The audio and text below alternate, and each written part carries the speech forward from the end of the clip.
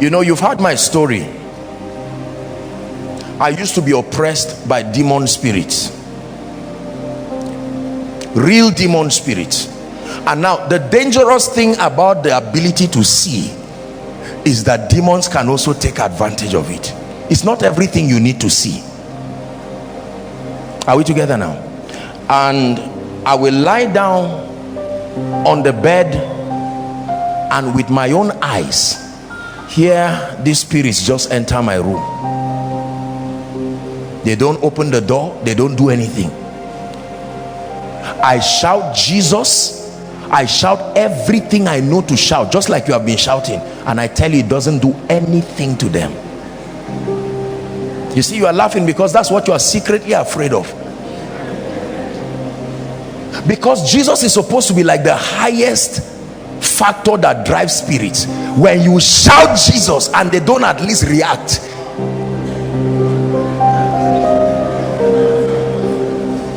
I shouted Jesus, Jesus, Jesus, and these spirits, they would come press my neck, and I'm just watching. I can struggle for hours. Do you know, it got so bad that every time it was evening, it would affect me. I used to sleep at the edge of the bed. If you like, put the bed from this wall to that wall. I would sleep at the edge. Do you know why? So that when they begin to oppress me, I would do my best and fight my way. At least when I'm falling down, whatever happens, I can fall down and wake up.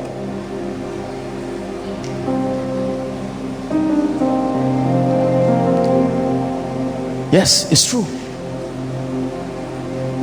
Wicked spirits. I remember the day the revelation of the power and the grace of God came upon me.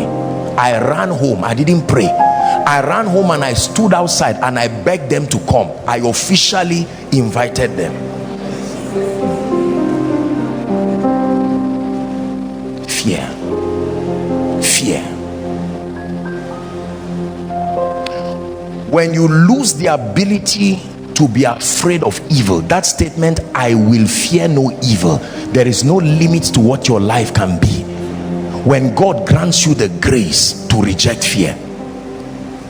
The reason why many do not give is because of fear. Fear that there is insufficiency and they may never rise. The reason why many people keep running abroad and can smuggle their way through Chad, through Libya, move through the forest and the desert and almost die because they are getting to Europe is because they believe that one day Nigeria will pack up and everybody will kill everybody and the oil will finish, or we are going to drink it, or something will happen. Fear.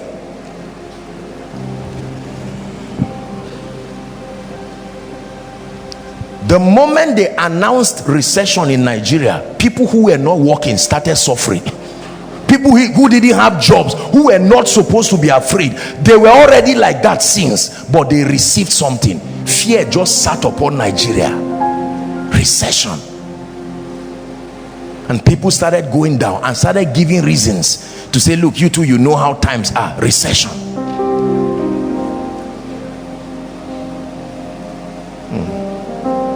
When men say that there is a casting down, that means you are not a man. You are a man, but something has lifted you beyond the realm of men. When men shall say there is a casting down, that you will say there is a lifting up. Is it not in your Bible that 1,000 shall fall by your side and 10,000 by your right side? Listen to me very carefully. It says, but none shall hurt you, only with your eyes shall you behold the reward of the wicked. If you allow fear to get to you, it will destroy you. Ladies, listen to me. They have told you the moment you get to 28, 29, 30, certain things start happening to your system. You can believe it. Or they can tell you when you are 50 years old or 50 something, you cannot be able to give birth again and your life will be destroyed. The moment people celebrate 50 years, they start deteriorating because they call it midlife crisis. They expect something to go wrong. When they are 60 years and nothing has happened in their life, it sounds strange. fear. Fear, the spirit of fear. There are many of you today who cannot rise to do certain things because fear has told you we are ordinary people, we are weak people. Let me not embarrass myself, let me not disgrace myself. But God has not given us the spirit of fear, but the spirit of power, the spirit of love. Listen, let me tell you this. I pray for you that the love of God will truly be a revelation in your heart.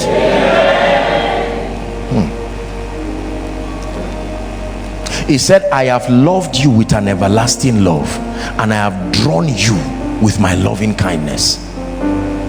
I have loved you unashamedly with an everlasting love, and I have drawn you with my loving kindness.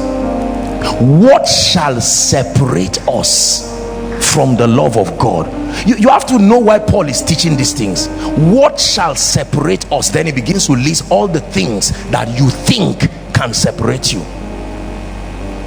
from the love of God. Famine, wars, etc. He said, nay, in all these things we are more than conquerors by the revelation of the love of God.